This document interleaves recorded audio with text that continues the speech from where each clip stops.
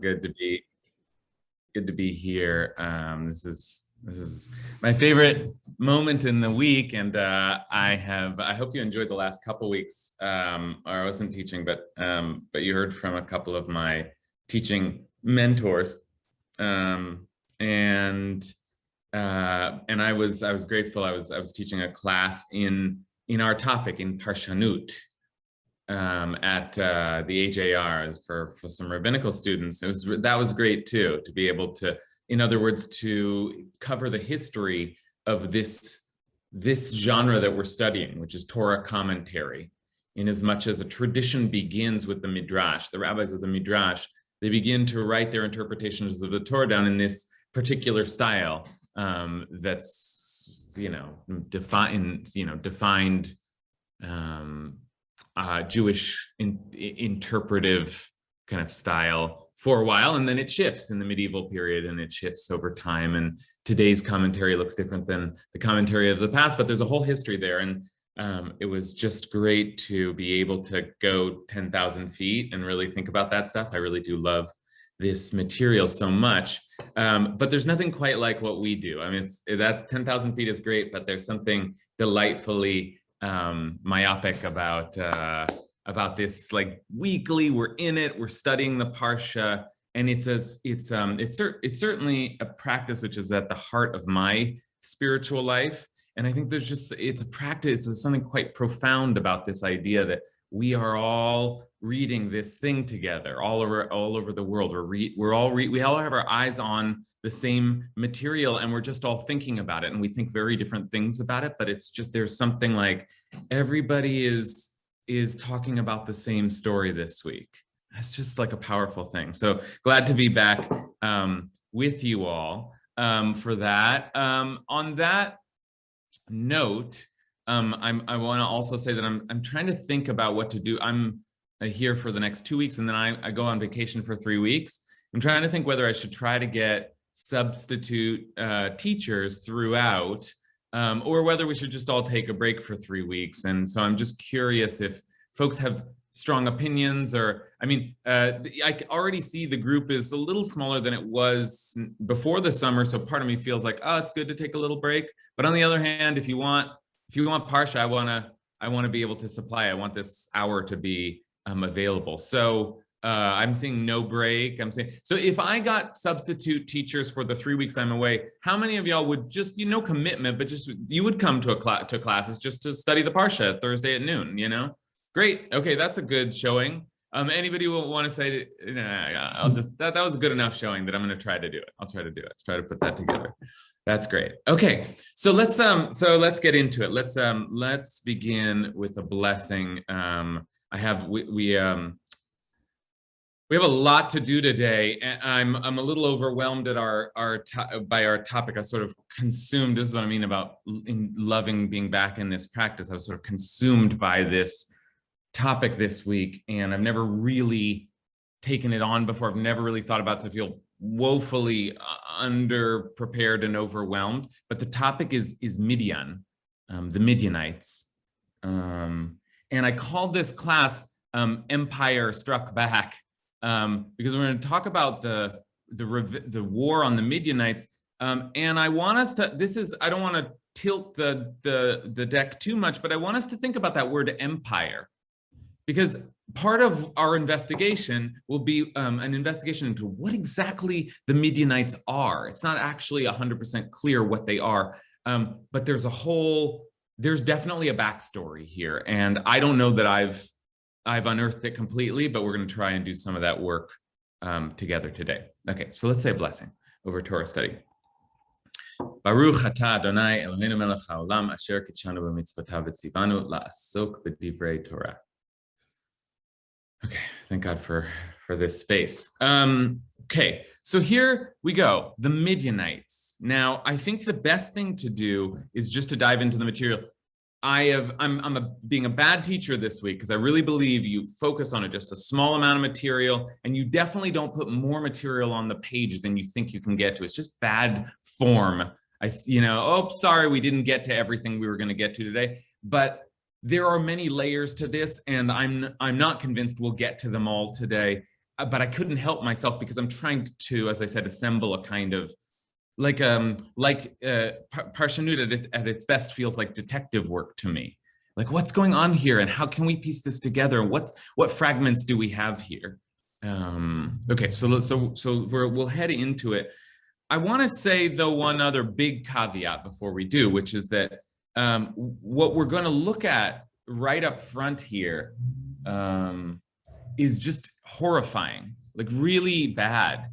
We have this is a part of our discourse, is that we are in dialogue with a text that we don't always feel morally resonant with. And that's been true since the days of the Midrash. And you try to figure out ways to harmonize the text or understand it better or get inside. But sometimes it's just so jarring. Sometimes, it's hard for us to even relate to people getting stoned. That feels, whoa, that's barbaric. That's too violent. Not to mention, all kinds of laws around gender and sexuality, which are clashing right directly with the ethics that we're in the midst of developing as a society. There's so many things like this, and then there are some outrageous examples like Amalek, where we are commanded to exterminate this people, Amalek, and we're as the victims of an attempts to exterminate a people.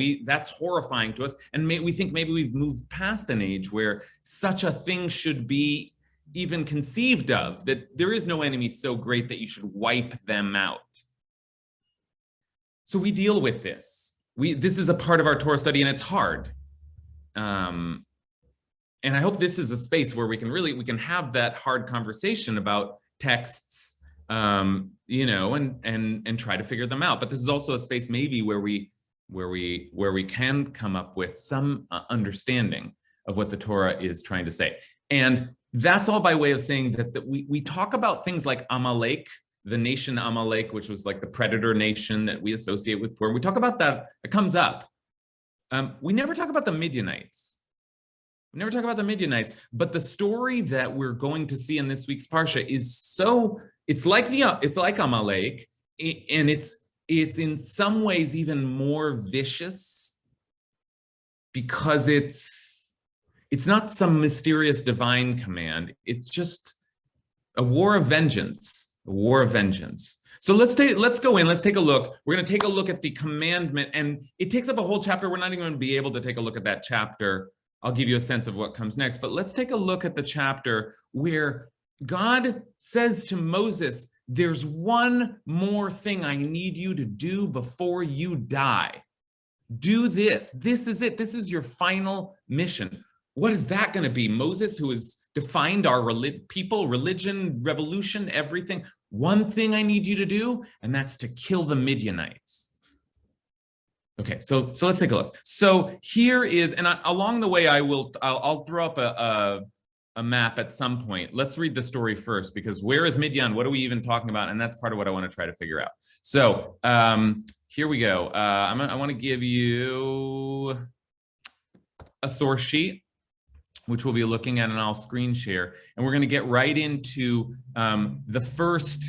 There's a lot, like I said, there's a lot going on today. There's no way we'll get through all this material, and we'll just see. But this story, at least, we need to read rather carefully. So, the Eternal spoke to Moshe, saying, God spoke to Moses, saying, Nikom nikmat b'nei Israel me'et hamidyanim. Avenge the Israelite people on the Midianites. Here's the word for vengeance, nikama. Nikom nikmat b'nei Israel. Avenge the Israelite people. So it's a vengeance thing. And then you shall be gathered to your kin. Achar ta'asef alamecha. Then you die. That's it. Midianites, then you die. Moshe spoke to the people, saying, let men be picked out from among you for a campaign, and let them fall upon Midian to deliver the vengeance of the Eternal on Midian. Latet nikmat Adonai b'Midian. Now that's already a little funny. There's a ambiguity there now. Is it our vengeance, revenge for us, or is it God's vengeance? And if it's one or the other, did Moses switch what God wanted? God wants a vengeance for us, the children of Israel, and Moses frames it as God's vengeance. Okay, that's already a massive ambiguity to lay on the table. Okay, but okay, and the language is the same, so the language is playing around with that ambiguity. Okay, you shall dispatch on the campaign 1,000 from every one of the tribes of Israel. That's a lot, 12,000 people. So 1,000 from each tribe were furnished from the divisions of Israel. 12,000 picked for the campaign. I'm highlighting that because we'll come back to that. That's a number that might be worth looking at later. But for now, it's just a big number, one from every tribe. Now, here's the thing. I'm reading this carefully, and I just like, there's one thing after another that keeps coming our way. Okay, so far I've just been talking a little nuances in the language. Now you're going to start seeing, okay, now we're going to war with Midian. They're going to see all these details that are so significant and yet just sort of blow by in the quick pace of the narrative. So take a look at the next thing that happens as they send them out to Midian, is that Moshe dispatched them on the campaign, 1,000 from each tribe, with Pinchas ben Elazar, with Pinchas, the son of Elazar, serving as a priest on the campaign, equipped with sacred utensils, klei kodesh, and the trumpets for sounding the blast. Now, that's weird. I mean, it's not weird, actually. It's not weird at all. Who's Pinchas? We know Pinchas. Pinchas had a Parsha named after him. Pinchas is the guy, we'll soon look at that. We're going to go right there, but we're already giving it away. The guy who stabbed an Israelite who was, displaying his armor for a Midianite in front of the temple. And Pinchas is the zealot who just stabbed them in the belly. Now, I didn't know you needed a priest for a war. I'm not sure what the klei kodesh are, the holy things that he's taking, but this is the guy who kills Midianites. Okay, so now he's the priest on the campaign. Interesting. Okay, let's keep going. Then they took the field against Midian as the Eternal had commanded Moshe, and they slew every male. Okay, there's often very gendered dynamics to the ethics of war in the Torah, so they killed every male. Yargu kozachar. Okay. Along with the other victims, they also slew the kings of Midian. Now, this is interesting. There are 5 kings: Evi, Rekem, Tzur, Hur, and Reva, the 5 kings of Midian. Now, there's a lot to say there too, because it's clear that Midian now is not a place with a king, right? 5 different kings in Midian. So what is Midian? What exactly is Midian? Is it a region? Maybe it's a region, but there's 5 kings in Midian. It's not like the kingdom of Midian, the king of Midian. No, there's lots of powers over there, and they killed them all. Wow, they defeated all of those powers. So, okay, a lot just happened there. 5 kings in the region were defeated immediately, and then and the hits keep on coming. More information, and they put Bilam, son of Beor, to the sword. Bilam ben Beor. Now, who's that guy? Well, we know that guy as well, right? He also had a Parsha, not named after him, but where he featured prominently. He's the foreign prophet who was hired to curse the Israelites. Now, the rabbis, I always say, the rabbis hate Bilam. They have all these midrashim about how Bilam's so wicked, but Bilam doesn't appear so wicked in the story. He appears like a faithful, God-fearing prophet.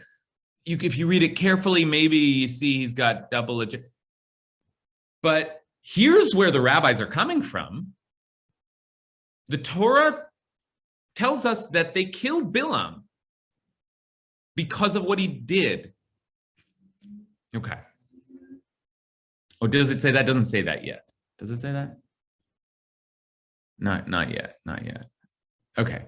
It will say that. Okay, so let's get back into it. All right, I just want to read the rest, and I know I've been like talking for a while. There's a lot to set up here, but I'm soon going to turn it over to you and just think like, again, why is this so essential that Midian be destroyed? And okay, we've seen Bilam killed as well, and now we're going to keep going. And I listen again. This is like what do you call it? Trigger warning. This is like, it gets bad. It gets bad. This story gets bad. It doesn't read well.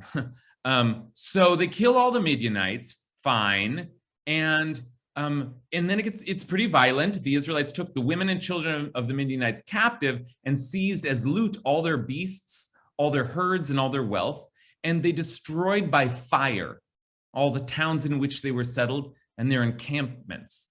Sarfu ba'esh, they burned them down with fire. All these encampments, all these towns, a tira could be like even a palace. It's like hard to, like how fortified was this thing that they were just torching? They gathered all the spoil and all the loot, people and animals, and they brought the captives, the loot and the spoil to Moses, Eleazar the priest, the whole Israelite community at the camp in the steppes of Moab at the Jordan near Jericho. Okay. It's already been a lot. That's already a lot. And there's a whole chapter that the details the war and the spoils and how much gold they collected. I mean, it's really like appalling. But I have to tell you that the worst part is what happens next. Because they bring all these women and children back, and they let them live. We could talk about like the ethics, war altogether, gender dynamics, and let the women and children live, just citizens, all those kinds of things. But whatever, they did that. And now take a look at what Moses says in response. Moses gets very angry. So Moses, Eleazar, the priest, and all the chieftains of the community came out to meet them outside the camp. Moses became enraged with the commanders of the army. Vaiktsof, that's like a frothing language, enraged with the commanders of the army, the officers of the thousands and the officers of hundreds who had come back from the military campaign. And Moses said to them, "You have spared every female. Yet," and here's the like reasoning, here's the beginning we get at some kind of what the heck is going on here.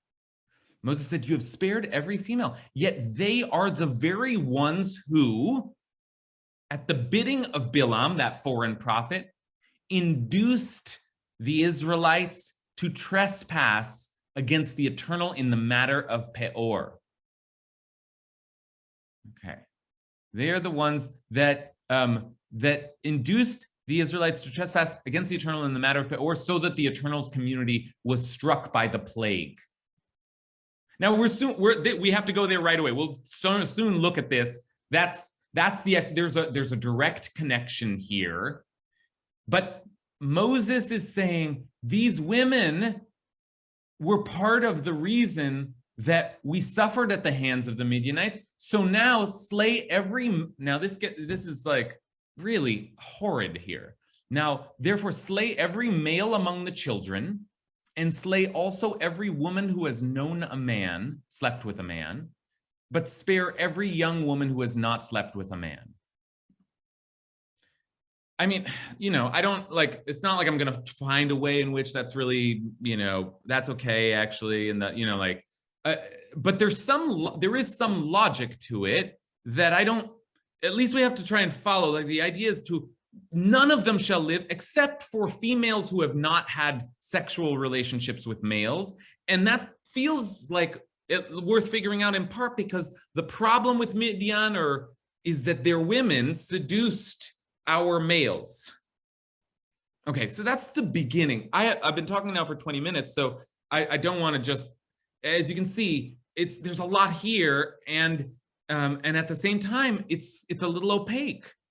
So let me turn to you now and start to get some other voices on why is this happening and why is it so important. And I acknowledge we must soon look at that scene that was just referenced, like, oh, they they induced us, they seduced us, because that's the most obvious answer given. But the last thing that Moses needs to do before what's the significance here? Why is this? Does anyone have already a read that they want to suggest, or something they're seeing or remembering about Midian?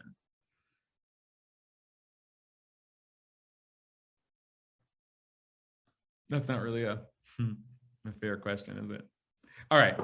In that case, maybe it is worth, though we've done a lot of talking and reading, maybe, and I'll ask David how he wants to handle this, David Kurtz, but maybe it's worth reading the next scene, the one that Moses is saying is the justification, because this text we certainly need in our pockets if we're going to understand what, after all, it's a revenge war for this.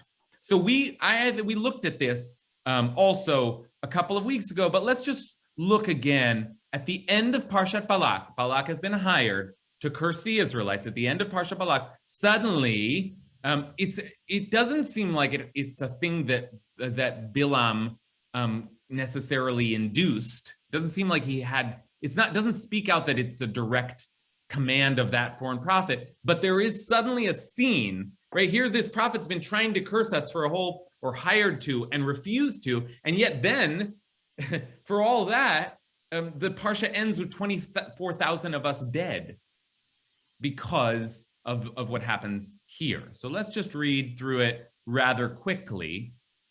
While Israel was staying at Shittim, the people profaned themselves by, I don't know if there's a better word for this, but liznot, and I think here it's like men and women whoring. People profane themselves by whoring with the Moabite women, or men really whoring, who invited the people to the sacrifices for their God. Okay, well, that's a lot, right? They're sleeping with these foreign women, but then that leads to idolatry. So it really isn't just sexual, but there's a sexual element. And then it says the people partook of them and worshiped that God. And thus Israel attached itself to Baal Peor, and the Eternal was furious with Israel. Now, that's a pretty big deal, to say the least, that like, it isn't, just, the women and the sexuality, although that's a part of it. There seems to be some kind of orgiastic scene here. No, what ends up happening is that they literally worship a foreign god in the Torah. Right? Like that happens in the Torah. Baal Peor, that is a foreign god. That's like, that's like first commandment, second commandment, the whole point of the Torah, idolatry, no, leave those gods behind. They worshiped a foreign god. So that's certainly part of it. And I guess that's part of what's so but still I would ask you, what then about that is so, what is it about what's happening here where they're sexually, I don't know, is it seduced or reckless, or is it just the commingling with other peoples and the way that sexuality leads into idolatry? And then of course that whole scene is climaxed when all of a sudden, and by the way, God's already saying, take all these people and have them impaled. This is a terrible disaster. But then suddenly, one of the Israelites came and brought a Midianite woman over to his companions in the sight of Moshe and of the whole Israelite community, who were weeping at the tent of meeting. Now, let me just say this, and I know, oh my gosh, I haven't allowed anyone a word in edgewise, but there's a lot to track here, and I think soon we'll be able to at least make sense of some of this. This man brings a Midianite woman, but originally it was just Moabite women. So again, it's not clear what a Midianite is. She's a Moabite woman because that's part of what was going on, but she's also a Midianite. And what's significant here is that she's a Midianite, and she, imagine that she and Zimri parade themselves in front of the tent, the place where the other god is. And that's when Pinchas saw this and took a spear and stabbed them both through the belly, which in itself is a horrifying scene. But that's two people. And there was a plague that was then unleashed, and the number of people who died in the plague was 24,000. Now, oh my gosh.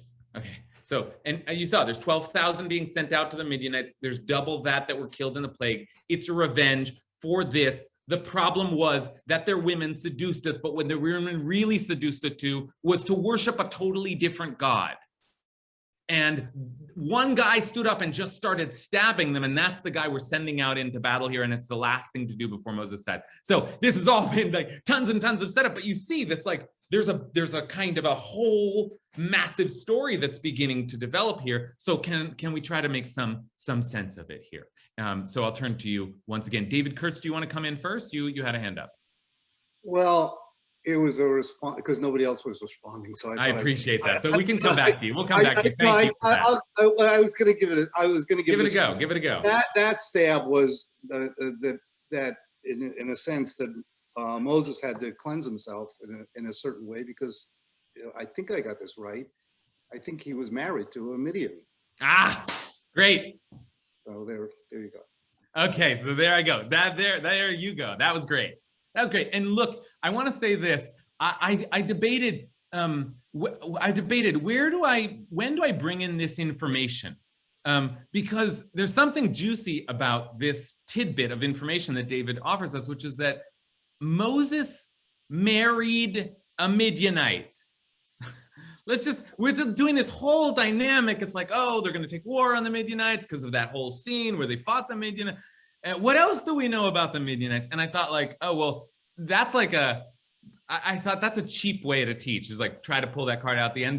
But not only that, I was like, there's no way that this group is so good. There's no way they're going to miss that. Hands are going to be up at the front. Like, well, what about Moses married a Midianite? So I said, I'm going to put it right after this text that we just looked at. I just want to show you this right here, what David is talking about. I'm proud of myself that I didn't try to hide the ball here, because of course, one of the first things we think about is that when Pharaoh learned of Moses killing one of the Egyptians, he sought to kill Moses, but Moses fled from Pharaoh and he arrived in the land of Midian.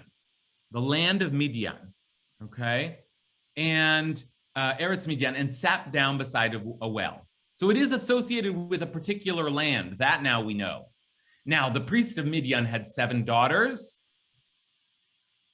and Moses consented to stay with the man, and he gave Moses his daughter Tzipporah as his wife.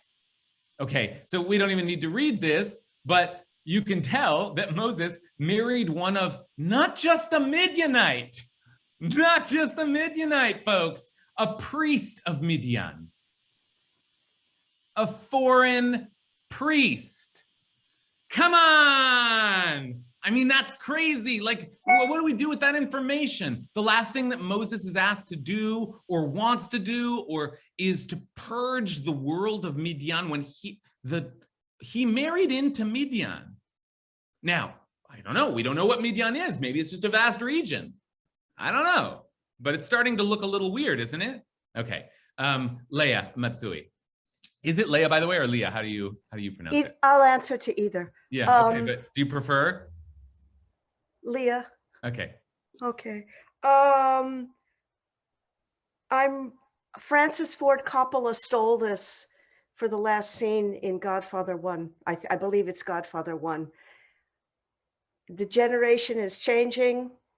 Don Corleone is dying and things need to be cleaned up. I forget whether this is actually 1 or 2 now. And there's a scene of quick changes where everyone in the old regime is disposed of. As a viewer of that movie, I'll speak honestly, I'm not completely horrified. I'm like, yes, because I'm already sympathetic with Don Corleone, and now he's an old man. His son has been killed. It's the limits on behavior have fallen away. And there's sort of like a free-for-all, which needs to be checked before the next generation can take over. And I think that that's with Moses too. I'm not sticking up for these actions, but this is his last chance. Right. He's looking right at it. He's going to be brought onto his kin very soon. You got one last thing to do. Um, and I think David spoke about it. There's a kind of a cleansing, a purification. And again, I'm not justifying it, but as a reader, as a little girl, and as a watcher of The Godfather, I'm not completely repelled, to speak honestly. I also want to say that traditionally there have always been, as far as I know, army chaplains. There are rabbis that work for the US military and for other militaries, I assume. Right. That's definitely true. And this is an interesting kind of like prelude to that. Although usually if they found out that the chaplain had, had gone and, murdered a couple of people in the neighboring village, that would be like this is quite something, huh? Lee, I want to just thank you so much for that that very textured and vitally important analysis. That was so helpful because first of all, the meta-analysis, which is just the suggestion that we have to also read this. We get into the trap sometimes of only reading the Torah to monitor our ethical reactions. And if we're ethically repelled, then this story is just like not useful to us. But actually, stories with ethical dilemmas and even ugliness are tremendously useful to us. And they may reflect something deep about. I was just watching a crime movie with my brother last night, No Sudden Moves, and it's like, oh, why are there so many crime movies? Why is we obsessed with this? And part of it is because it's a part of who we are and we're trying to understand it. And so too, this kind of when we read a story like this, part of what we're trying to understand is what's the momentum here? What are the dynamics? What's happening on a psychic level for this culture, for these people, for this generation, for this story? And one of the things that's happening, suggests Leah, and I think in a very penetrating way, is that there's a world that exists. The world of the Exodus is it's a zeitgeist. It's a large cultural epoch, and it has features in it. And some of the features of that world are a league, a kind of there's a group, a band of let's use the word maybe, and here I'm inserting, this is my version of Leah's narrative, but let's say that there are these warlords that exist, or there's a culture of, sex and violence as mechanisms for asserting power across and seduce, like whatever it is, there's some regime, and it's a regime that sweeps across a large, vast region, and it needs to be from the perspective of the Torah, the eternal one, Moses, in this story, that needs to be purged, extinguished, wiped out so that we can finally start something new. So that we can finally begin some idealized new chapter of human existence. I should say, by the way, that I said I would show a graphic, and I do want to show you where this, we were talking about a land or a region. Where might this region be? And I haven't done that yet. So as I speak about like a kind of a federation or a collective that's sweeping across a region, the region, and thanks to JesusWalk.com for this, but the region that we're talking about is sort of around here. And I liked this graphic because it has a lot of the key players. So this is Egypt. This is where they were, Ramses and Sukkot and Pitom. This is where the Exodus goes like this way up. And remember, we come into Israel from the other, up here. Look, it's Jerusalem, Hebron, Beersheba. And then on the other side, there's Moab and Edom. And it may be Midian, it's not clear. They're labeling it as if it were a country south, but we're wondering if Midian is it all of this? Is it a lot? And remember, Moses, when he fled from Pharaoh, fled into Midian. So did he go across the Sinai desert over here or here? Nobody knows for sure, but this is sort of where we're talking about. Again, Israel, Sinai desert, Egypt, Midian. Okay? All right. All right. Lots of hands. Let's keep going. Matthew Webster. Well, I was hoping I'd be the first person to use the word culture, but that's what I see here is this a question of cultural domination. Like if we know, what do we know about Midianites? We know that they marry. We know that they anoint priests apparently. And what are these but cultural practices? The same ones that Israel practices in this case, but there could be other cultural manifestations which are not acceptable to Israel, like Lee's note. And Right.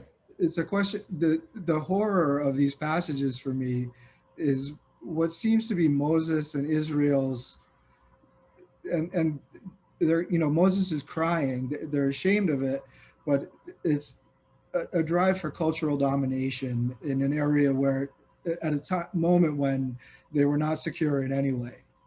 That is very, you're saying it, and it needs to be said. And that is certainly part of what's going on here, or at least one way to read what's going on here. And what I'm struggling with in this, because I am horrified, but I'm also trying to understand it. And I think what I'm struggling with is how much of this cultural war and then actual war is about something that I don't have a lot of sympathy for, which is just like the purity of the culture, the ethnic purity of the culture, the tainted people and how, right? So that seems like it's somewhat part of it. And how much of it then is about, because that commingling leads to idolatry, which is the religious concern of the Torah, which again, that might not be more justifiable ethically as a justification for war, but I have more sympathy for it because at least it's an idea or a religious kind of struggle the Torah is having, as opposed to just a kind of, you know,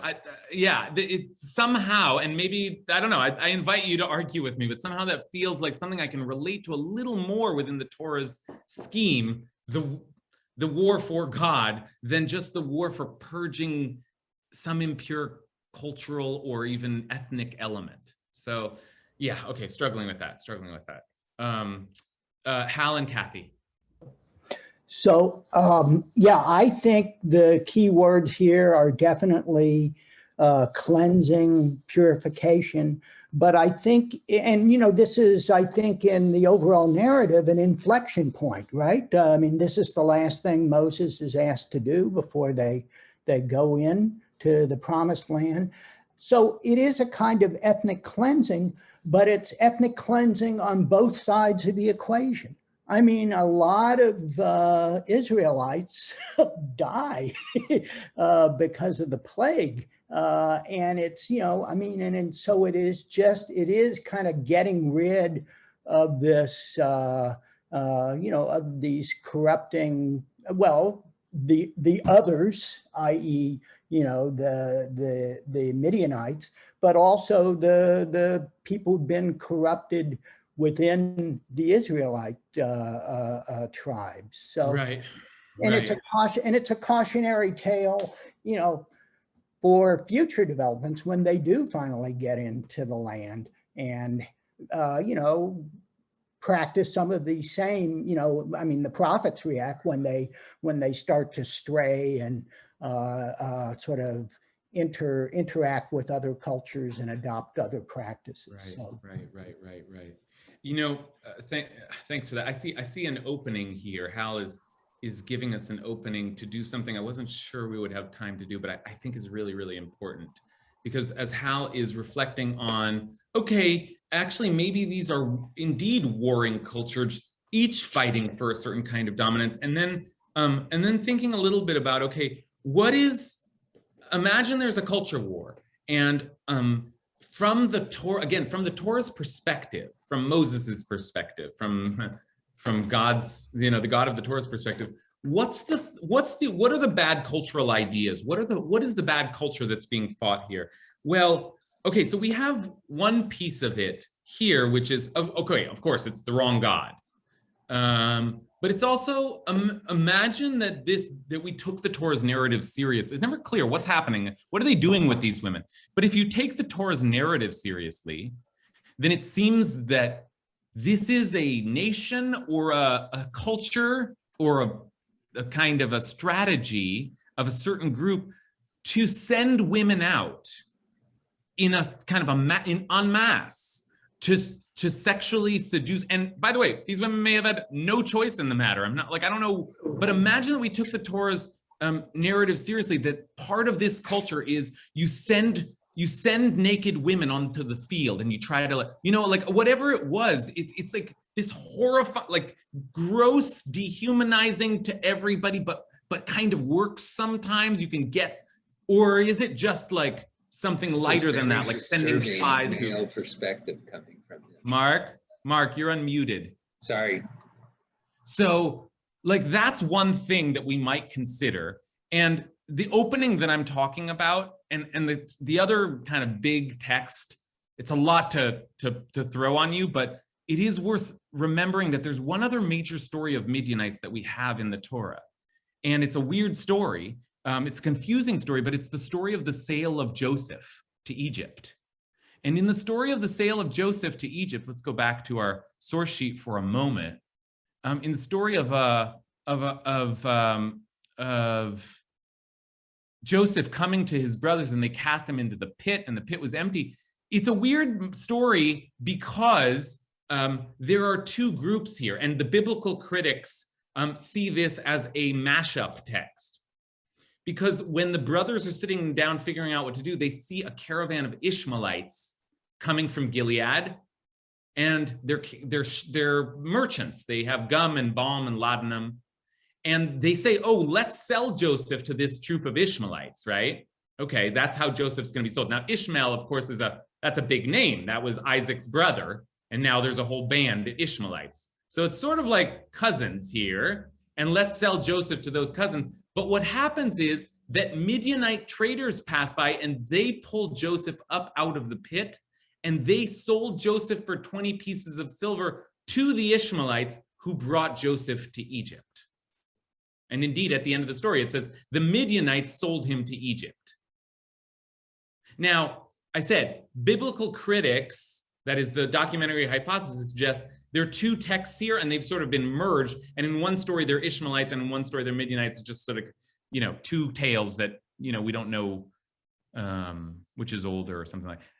But another way to read this is that the Midianites are the ones who have a hand in the sale of, they'll kidnap someone for you and resell them in a way that it'll look like a legitimate transport.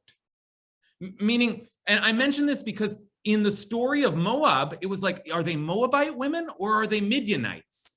Which one is it? And in this story, it's a little bit like, wait, who's transporting Joseph? Is it the Ishmaelites or is it the Midianites? And so you have this sort of loosely identifiable group that may be a culture responsible for a kind of weird predatory sexual war, and also with all its religious overtones, and also dealing in the slave trade in ways that imagine the Ishmaelites are like, we'll transport people, but we're not just buying a person. That's against our ethics, right? That's just my read. Maybe other people have a different read, but look at the Midianites. They're doing very, suspect things in a couple of cases. So one does begin to wonder, what is this culture out there that Moses and God are so terrified of, right? The culture that Moses is, as we've said, married into. So all the more terrifying, right? Like, what do I do with that? Okay, let me turn to my mom. My mom's got her hand up. A little confused.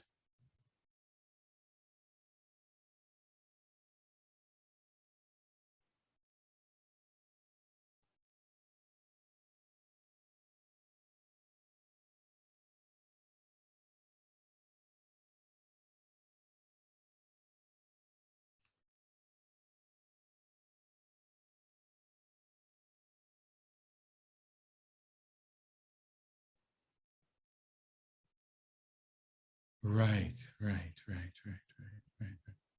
So this is a good question. So my mom's asking about whether is all of this happening before they got the Torah or after after they have like a commandments and a kind of a legal system? And the answer is this is happening after, right? So this is at the end of that 40-year journey, and they have a legal code that includes in it ethics of war. So like when we're talking about this kind of just like, oh, but one more thing, let's just kill all these people, it seems a little bit like it's, let's do something like one last illegal thing. One last, like, it's almost like it doesn't count or something. Does that make sense, Mom?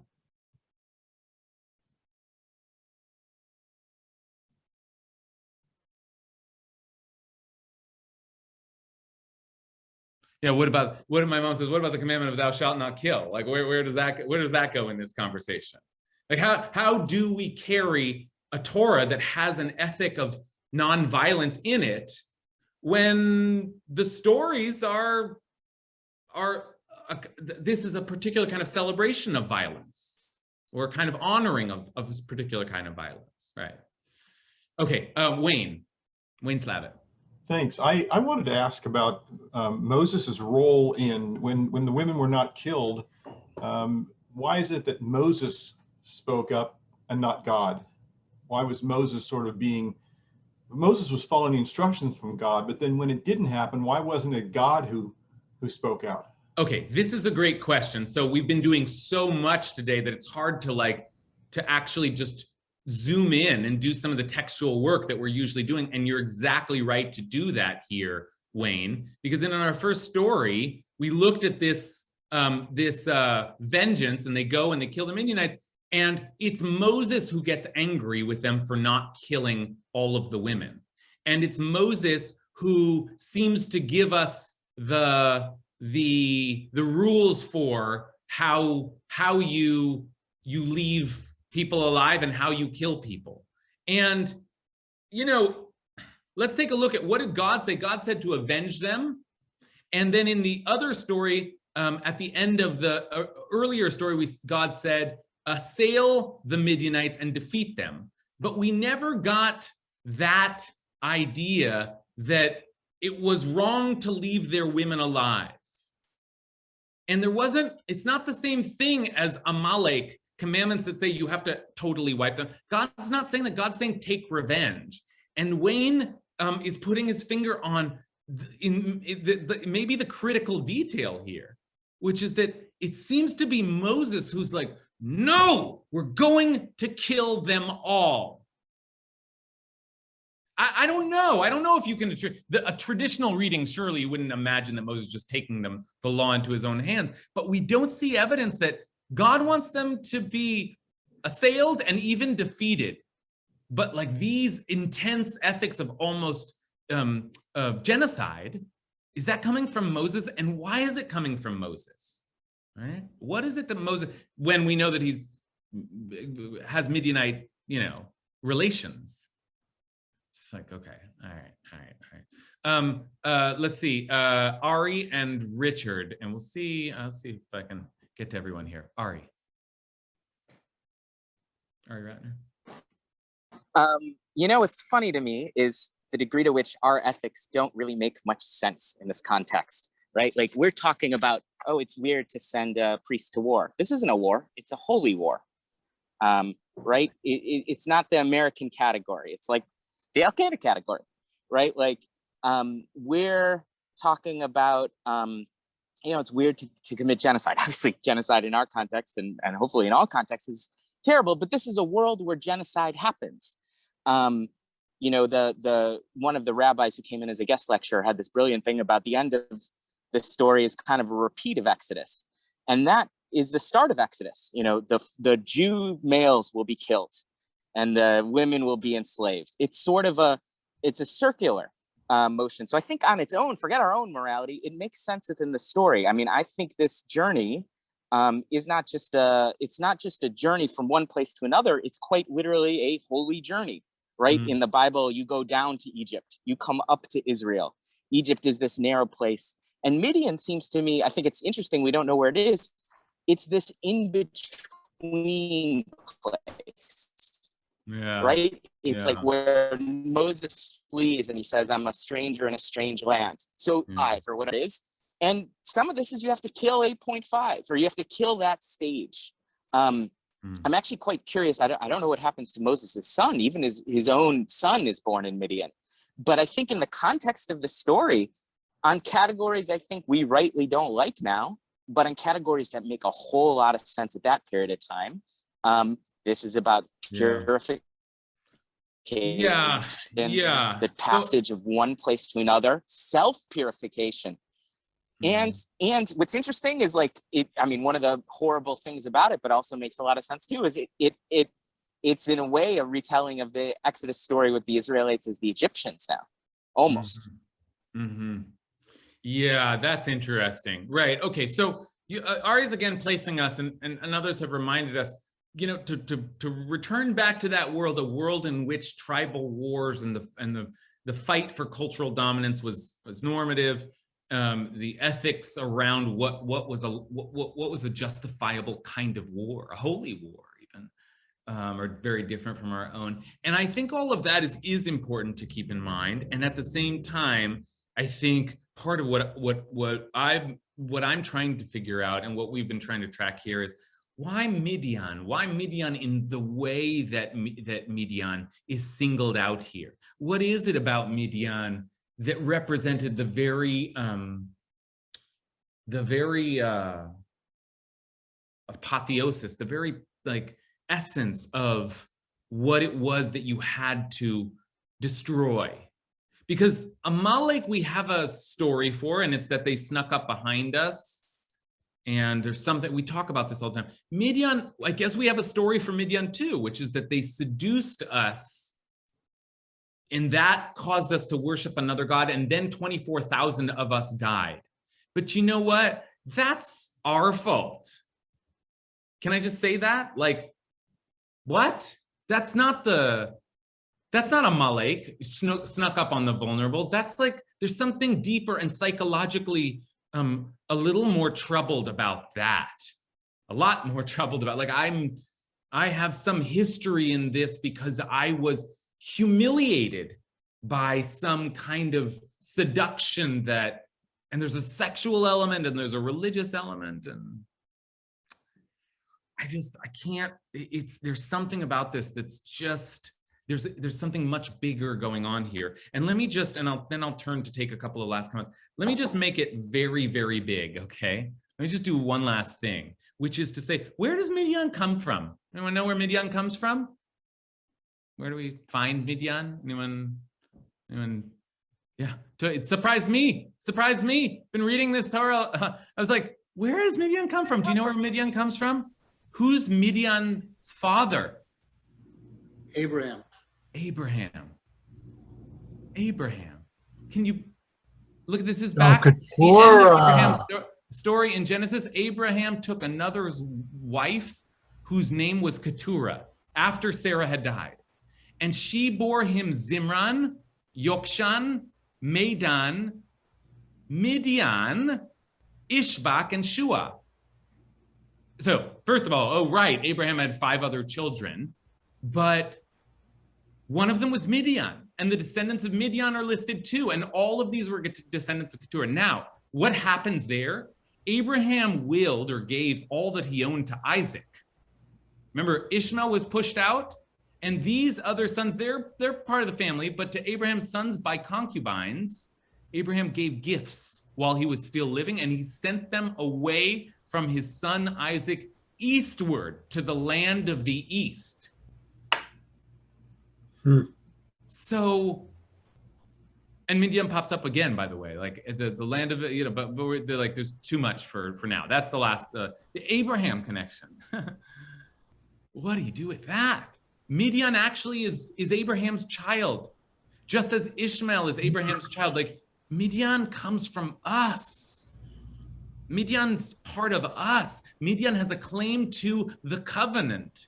Maybe or not. But this, Moses is married in, that charges the story in a very specific way. This, holy, Holy smokes. Richard, I'll give you the, let's see if you're the last word. Okay, real quick. I have always thought the region of the Midianites was like the kingdom of the Israelites, or referred to a religious group who were Midianites, because it's mentioned a couple of times the priests of Midian. But also, we take pains to point out several good and wonderful Midianites, Yitro obviously, and when Yitro is bringing Zipporah to reunite with Moses, doesn't she circumcise both sons so that they will be proper Jews? Yeah. Because she had heard that Moses had all of the men, basically the Erev Rav, were told either you undergo circumcision or, take your place with us or you can leave, goodbye. Yeah. And those that stayed became true Jews.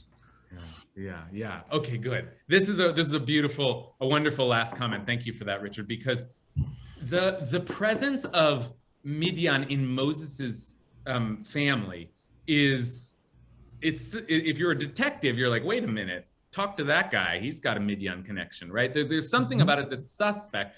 It's an important connection because it means that there's a part of Midian that we revere, admire, marry into, esteem. There's also a Parsha named after Yitro, Jethro, right? Jethro was considered a great hero of our people. It's a good thing that Moses got his wife from Jethro. So all of this Midian tension and all of the ways in which it seduces us is extremely complicated because it isn't as if Midian is just a blanket word for our enemy. There are Midianites that we respect and admire as well. And so we're trying to purge something or destroy something. Maybe it's the power structure, the 5 kings. Maybe it's the religion, the prophet. Maybe it's the sexual culture. Now, I don't mean to say it's high-minded. I'm just saying, I'm not trying to justify it because, again, I can't from standing where I'm standing. But there's something here. I'll show you one last thing and then we'll close. There's an interesting line at the end of, or at the beginning of Exodus, where they're listing Aaron and Moses and their descendants, and they say that Aaron took to wife, Aaron's son Eleazar took to wife one of Putiel's daughters, and she bore him Pinchas. Okay, there's Aaron's grandson Pinchas, who's that same guy that kills the Midianites, who's sent to be the priest in battle there. And Rashi there says, Putiel, who is Putiel? And they've got it's not a strong connection. It's like a linguistic, they're making a word play. But Putiel, they say, comes from the family of Jethro, who used to fatten calves for idolatrous sacrifice. That's interesting.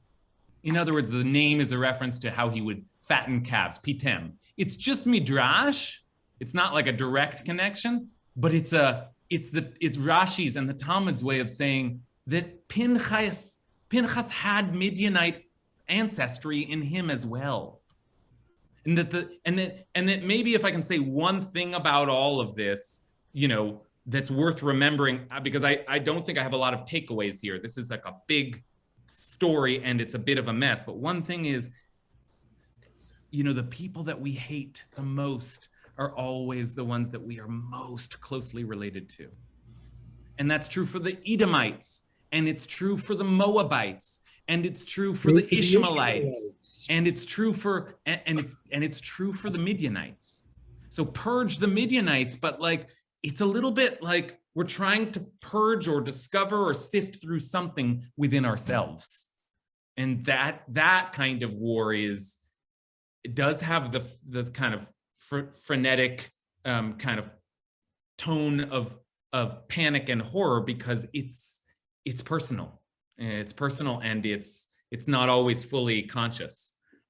So anyway, ... There's an ellipsis. There's a lot more to talk about here. We did get through a lot, and I hope that you're leaving this with a sense that you now have a greater familiarity with this massive story that takes place in the Torah that usually doesn't take any of our notice. So with that, I will close, and I will see you next week. for hopefully a less complex and heavy subject. We'll see what we can do.